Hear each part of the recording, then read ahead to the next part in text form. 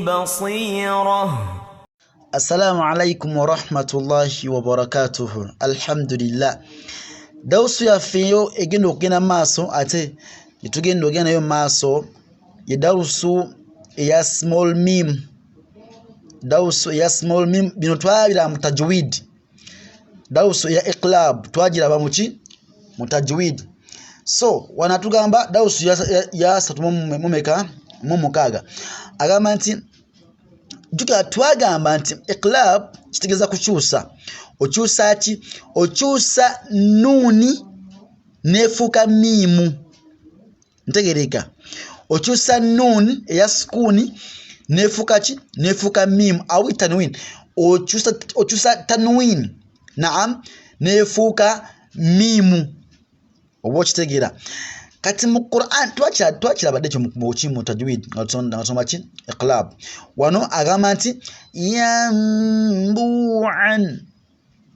Nam yambu eno nuni eno kanji semeze oje bulungi eno nuni eno efuka mimu ojaba naam mimu enentini ojaba just bajiko mu Quran kulaga nti eno nuni ekyusiddwa nefuka ki? Nefuka mimu. So no ganti yambu'an yambu'an wakalegedde. Kati wano ugamba an singa wano maaso twagamba nti singa wano maaso waberawo ennyukuta ekulagira okwolesa tanwini eno eriku an because eno alif togibala. Ntegereka togibala. Kakati singa wano maaso waberawo ennyukuta ekulagira okwolesa eno tanwini then agamba nti yambu'an noyolesa. Naye singa tekibaawo oba singa it's on the erikuchi ku at the end of a word tugamba nti yambu'a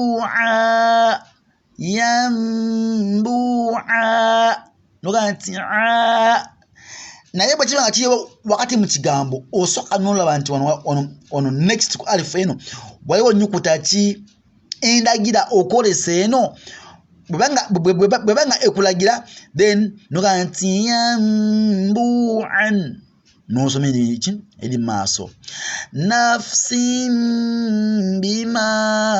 nafsin bi juka iqlab ina enyukuta emu ya ba'u.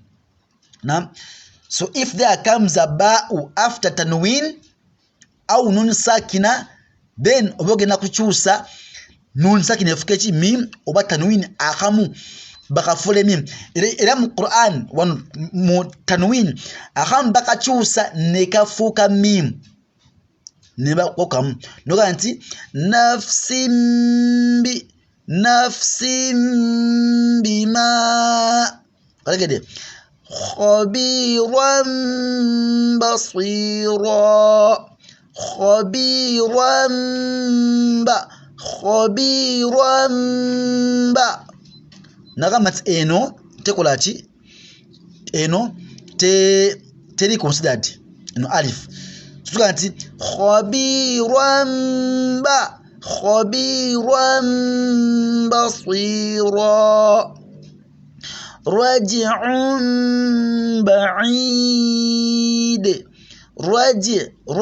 raji'un ba naam emu ekyusibwa nefuka mim tanwini eno ntegereka ya dhamma tain netusegezawo dhamma yokka tugamba nti raji'un ba so si raji'un nedda tugamba nti raji'un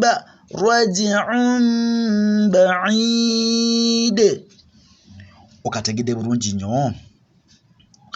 nnyo aha kakati munange bagenda kuyigiriza butya woyimirira mu darusu eddako. Naam butya sayinzi zikola ki eziyimirira butya woyimirira ntegereka. So assalamu alaikum wa rahmatullahi wa barakatuh.